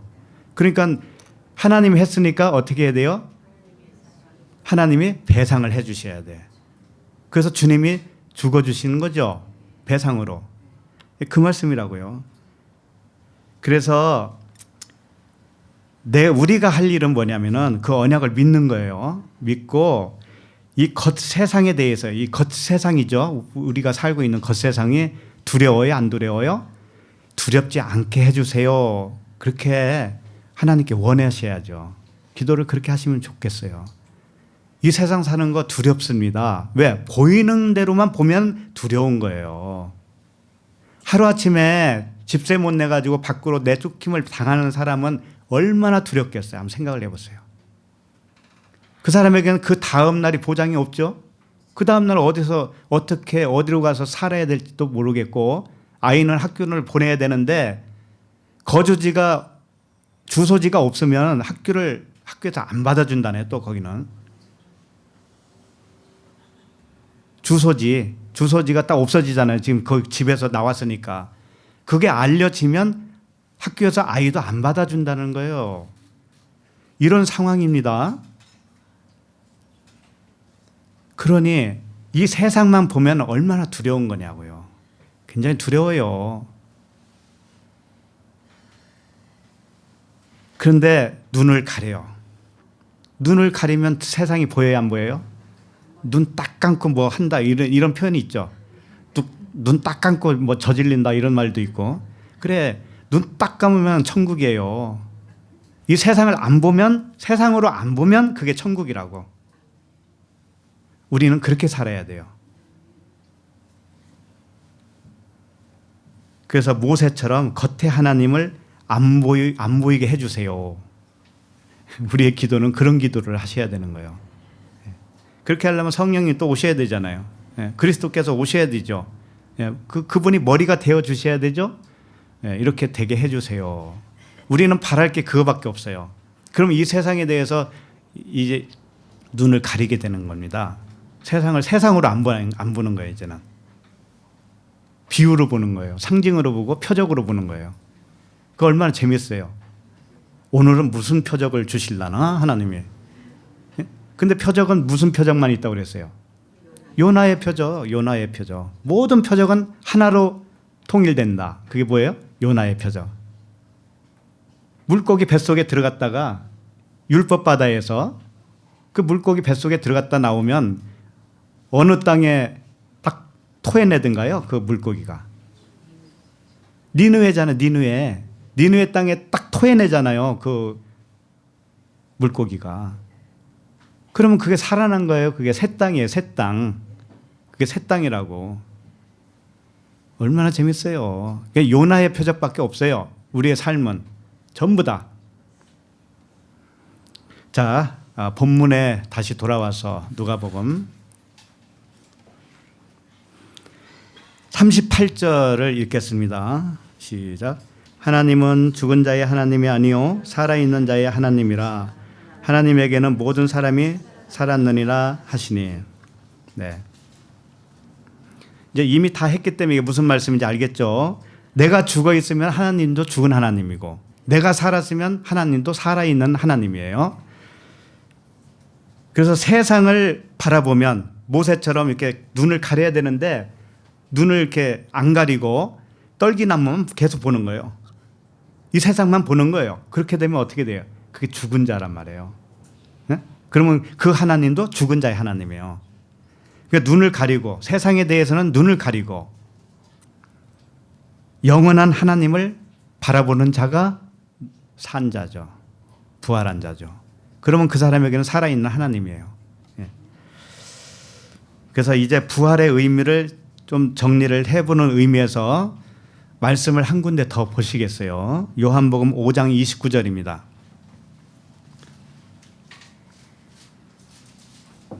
요한복음 5장 29절.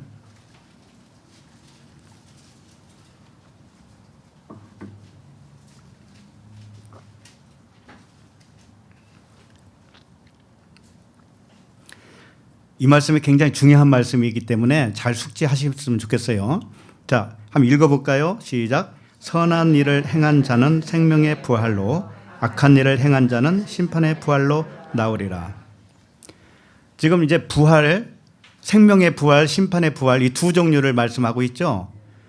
두 종류의 부활을 의미하고 있습니다. 그런데 이걸 자칫 오해하면 어떻게 되냐면, 저도 옛날엔 그렇게 오해를 했어요.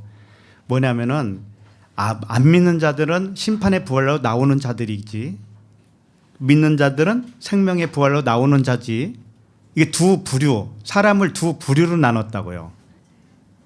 근데 이 말씀이 그 말씀이 아니에요. 나 한 사람의 얘기라고, 나 한 사람의 이야기. 예? 성경 말씀이 거의 그런 식이에요. 동전의 양면과 같아. 그러니까 생명의 부활도 나고 심판의 부활도 나예요. 부활은 하나밖에 없어요. 왜 그런가 하면은 이제 잘 다시 한번 보세요. 선한 일을 행한, 선하다라고 하는 단어가 아가도스예요. 하나님만 선하다. 하나님의 선으로 행한 자는 그랬는데, 행하다라고 하는 것이 포이에오예요. 포이에오는 어떤 행동을 말하는 게 아니고 지어졌다, 창조를 의미하는 거예요. 창조. 그러니까는 선한 것으로 지어진 자는 이렇게 되겠죠. 우리가 다 그런 거예요. 하나님의 손길로, 하나님은 선이시죠. 그분의 선으로 우리가 지어진 거예요. 이렇게 지어진 자는 생명의 부활로 나오게 되어 있다 이거예요. 생명의 부활. 그 자체가 생명의 부활이에요. 자, 그 다음에 두 번째가 이제 문제예요. 악한 일을 행한 자는 심판의 부활로 나온다고 그랬죠. 이것은 나 말고 다른 사람 이야기처럼 들렸잖아요. 그게 아니란 말이에요. 이게. 이 악한 일을 행한 자는 심판의 부활로, 그 전에 접촉사가 있어요. 그 중간에. 그러니까는 처음에는 뭐예요? 생명의 부활로, 그러니까 일단 막 지어졌고요. 그 다음에 어떤 단어가 들어있어요. 근데 그게 생략이 돼 있다고, 우리나라 번역에는. 그게 뭐냐면 호의대라고 하는 단어예요. 이게 뭐냐? 호의가 관사예요. 그런 사람, 그런 이야기예요. 그다음에 대는 뭐냐면은 그런데 또는 이런 뜻이에요. 그래서 이런 거예요. 앞에서 설명한 그 생명의 부활로 나온 자, 그 자를 말하는 거예요. 또한 그들은 이런 뜻이에요. 또한 그들은, 그러니까 생명의 부활로 나온 그들은 이런 뜻이라고요. 그러니까 앞에서 설명한 그 사람을 뒤에 가서 또 다르게 표현해 주는 말씀이에요.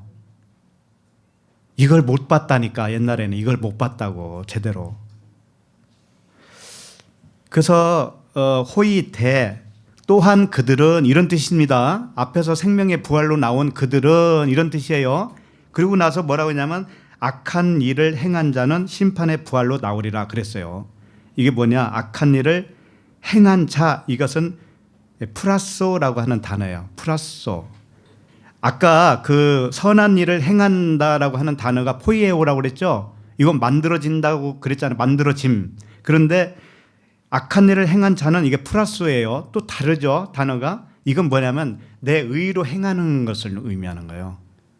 율법을 진짜 그렇게 지켜야 되는 건 줄 알고 내가 육신으로 열심히 지키려고만 했던 거 있죠. 내 의. 그것을 프라소라고 그래요.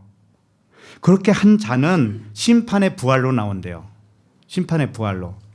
이게 뭔가 하면은 심판의 부활로 나왔다고 하는 것은, 내가 겉에 거 율법을 지키려고 그렇게 노력을 했는데 그게 아니구나 라고 깨닫게 된 것을 말하는 거예요. 그렇게 깨달아지면 심판을 받은 거예요. 그거.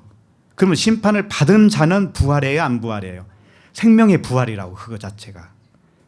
그러니까는 부활이라는 것을 두 가지 측면으로 설명을 해주고 있어요.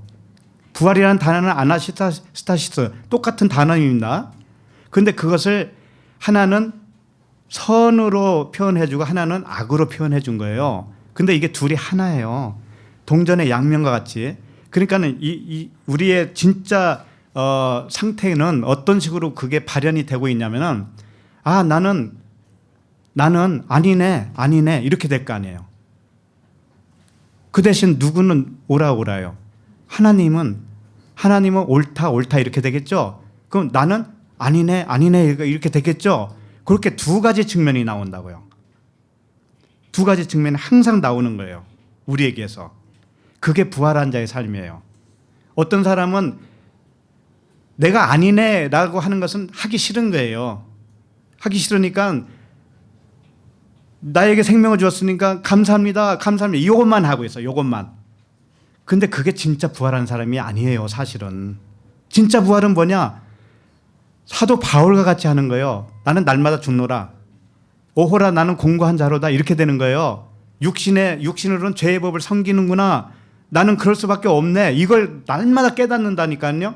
그걸 본다고. 그러니까는 이 겉의 문제에 대해서는 나는 거기에 복종하는 나를 발견하는 거예요.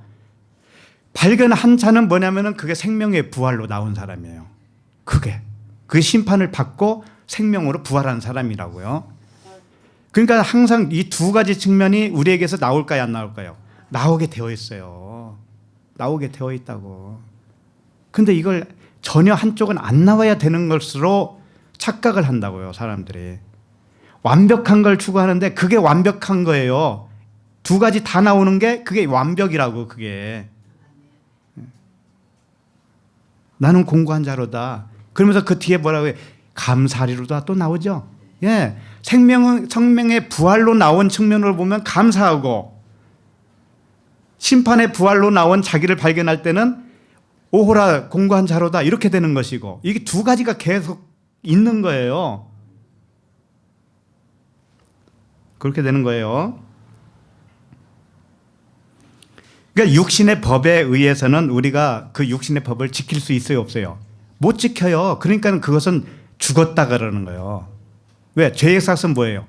사망이니까 나는 항상 겉의 것에 대해서는 사망이에요. 그러니까는 자기를 부인하고 십자가를 지고, 자기 죽음을 지고 자기 죽음을 십자가에 넘기는 거예요. 나는 죽은 자네. 겉의 것으로는 죽어 있는 거예요, 항상. 왜? 겉의 것은 법이잖아, 법. 법으로 나에게 다가온다고. 그러니까 법에 의해서는 날마다 사망이야. 날마다 심판이고 날마다 사망이니까 그거에 대해서는 그냥 죽은 거 십자가로 넘겨버려요. 그리고 나서 뭐예요? 심판의 부활로 사는 거예요. 실제 사는 것은 심판의 부활로 사는 거예요. 아니 생명의 부활로 사는 거예요. 말이 왔다 갔다 하네. 그래서 육신의 법에 의해서는 심판이 맞는데, 분명히 맞아요. 맞는데 영과 진리에 의해서는 자유한 아들이 되는 거예요. 그렇게 되는 거예요. 그래서 로마서 3장 20절에 보면, 그러므로 율법의 행위로 그의 앞에 의롭다 하심을 얻을 육체가 없나니 율법으로는 죄를 깨달음이라 그랬어요. 이 세상으로는, 또 율법으로는 내가 육신으로 그걸 다 지킬 수 없다라는 거 아는 거예요. 이것이 심판의 부활이에요. 자, 그러면은 이 세상 사는 문제도 내가 억지로 하려고 할 필요 있어요, 없어요? 탁 놔지게 되겠죠. 예. 잠잘 때 두 다리 뻗고 잘 수 있겠죠. 그렇게 되는 거예요. 실제로 그렇게 돼요. 예. 말로만 그런 게 아니에요. 우리 마음 상태가 이제 다 알았잖아요. 그걸 알았기 때문에 모든 것은 하나님께로부터 오고 하나님이 하시는 대로만 그냥 가는 것이 정답이구나. 예? 그걸 아는 거예요. 그게 평강인 거예요. 그게. 그래서 이런 상태의 아들이 진정한 부활의 아들이다. 예. 겉의 것이 완벽하게 안 나와야 된다 그런 의미가 아니라니까. 그게 아니에요. 진리를 아는 거예요. 이 모든 상태를 왜 이렇게 나와야 될 수밖에 없는가를 깨달아 아는 거예요. 이게 부활한 자의 아들이다. 부활이다. 자, 그러면은 본문 말씀 39절 40절을 같이 읽겠습니다. 시작. 서기관 중 어떤 이들이 말하되 선생님 잘 말씀하셨나이다 하니 그들은 아무것도 감히 더 물을 수 없음이더라. 자, 이 두 절을 읽었는데 39절과 40절이 하나라는 걸 아셔야 돼요. 왜 그런가 하면은 39절에서는 서기관이라고 그랬어요. 서기관 중 어떤 이들이 말하되 그랬죠. 이것은 말씀을 듣고 깨달은 부류를 말하고 있는 거예요. 그러니까 한 사람을 의미하는 거예요. 나 한 사람. 서기관도 나 한 사람인데 생명의 부활로 나온 사람이에요. 생명의 부활로 나왔다고요. 그러니까는 선생님 말씀을 잘하셨습니다. 쉽게 말해서 선생님을 칭찬하는 게 아니에요. 이게 칭찬하는 게 아니고 자기가 동의하는 거라고. 동의. 하나님의 말씀, 예? 말씀에 동의를 하는 거예요. 아멘 한 거예요. 쉽게 말하면 아멘. 아멘 했어요. 그런데 두 번째 그룹이 있죠. 40절. 그들은 뭐예요? 아무것도 감히 더 물을 수 없습니다라 그랬죠. 이게 뭐냐면 심판의 부활, 자신을 심판의 부활로 봤을 때 이렇게 표현할 수밖에 없어요. 나는 오호라, 나는 공고한 자로다. 그 전에는 공고한 것도 몰랐어요. 그런데 알고 보니, 말씀을 듣고 보니, 아, 나는 아니네. 내 생각이 틀렸네. 이렇게 될 거 아니에요. 예, 그렇게 한 거예요. 하나님께 뭐라고 한 거냐면, 내 생각은 틀렸습니다. 그런데 하나님의 말씀이 다 옳군요. 이렇게 된 거란 말이에요.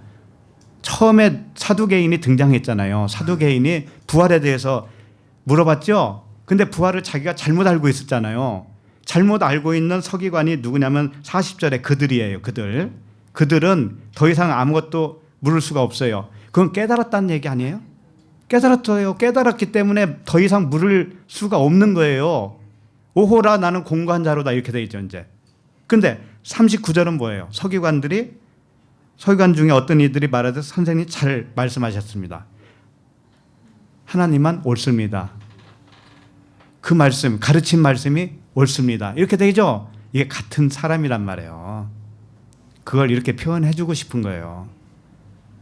한쪽은 생명의 부활, 한쪽은 사망의 부활. 우리가 다 이렇단 말이에요. 심판의 부활. 응? 이렇게 두 가지가 동시에 있어야 돼요. 요게 진정으로 부활한 사람의 모습이다.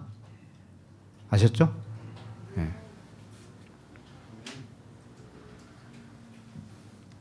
자, 총정리하고 이제 넘어갑니다. 이제 마치겠습니다. 진정한 부활은 뭐냐? 율법 세상이 표적으로 주었다라는 거 깨닫는 것이죠. 그리고 더 이상 하나님을 오해하지 않는 거예요. 그리고 나서 그렇게 믿어진다고 하는 것은 언약을 믿었다고 하는 거예요. 자, 그러면은 나도 부활이고 나에 대해서 내가 믿는 하나님도 살아있는 하나님이에요. 살아있는 하나님. 처음에는 죽은 하나님이었어요. 내가 오해하고 있으면 하나님도 죽은 하나님이에요. 그래서 생명의 부활로 나왔는가를 알기 위한 시금석이 있죠. 내가 진짜 생명의 부활로 나왔는가 그 알 수 있는 시금석. 이미 다 말씀드렸지만 나의 의로움으로는 의롭게 될 수 없다라는 것을 정말 깨달은 사람이에요. 그게 심판의 부활이죠. 그러니까 생명의 부활로 나온 사람은 반드시 심판의 부활이 경험되어져야 돼요. 그러니까 양쪽 다 경험되어지는 거예요. 이렇게 되어야 내가 부활했나 안 했나를 알 수 있다. 그래서 날마다 나는 나의 의는 아니다가 되어야 되는 거예요. 내 생각은 틀렸다가 되어야 되고 하나님만 옳아요. 내 삶을 하나님이 이끌어가는 거 맞아요. 그게 옳아요. 참 말하기는 참 어려운 문제지만 길거리에 이렇게 앉았잖아요. 예? 하루아침에 쫓겨나서 길거리에 앉았는데 이게 하나님 옳아요. 이렇게 된다면 정말 하나님이 그를 생명의 부활로 부활시켰구나. 이걸 알 수가 있죠. 네. 그러니까 우리의 삶이 잘 사는 데에 목적이 있는 게 아니라니까요.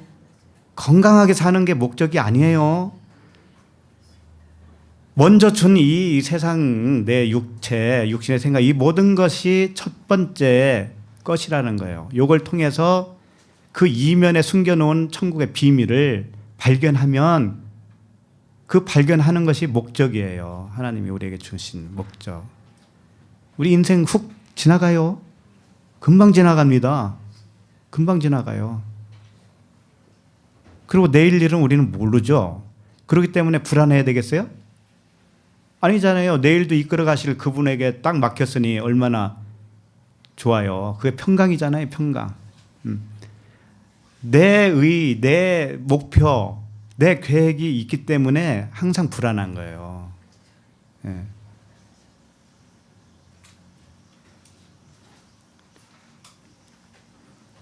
그래서 이판사판이라는 말이 있죠. 이판이 뭐냐면 이 세상 판이에요. 이것은 죽은 판이다. 이판 사판이잖아요. 죽을 사자. 그러니까 이 세상 이판은 죽은 거예요. 원래 죽은 거. 근데 이걸 통해서 영생을 알아버렸어요. 천국의 비밀을 알았어요. 그러면 그것이 살아난 거예요. 그것이 살아난 거예요. 그래서 이 이판 사판 이게 죽은 거였는데 이게 거룩한 곳이 돼버리는 거예요. 우리에게 거룩한 곳이 돼요. 이게 거룩한 땅이 돼버려요. 이렇게 되기를 바랍니다. 네, 기도하겠습니다. 하나님 아버지, 저희들을 사망에서 생명으로 옮겨주신 아버지께 감사를 드립니다. 아브라함의 하나님, 이삭의 하나님, 야곱의 하나님은 죽은 자의 하나님이 아니요 산 자의 하나님으로 계시니 너무나 감사합니다. 언약의 하나님, 삼일길로 완성하시는 하나님, 율법을 사랑으로 완성하시고 육신을 영으로 완성하시는 그 아버지를 찬양합니다. 저희들을 날마다 이 해 아래의 인생이 영생으로 깨달아져서 모든 수고가 성령을 붙잡게 되는 복된 수고가 되게 하여 주시옵소서. 예수 그리스도 이름으로 기도합니다. 아멘.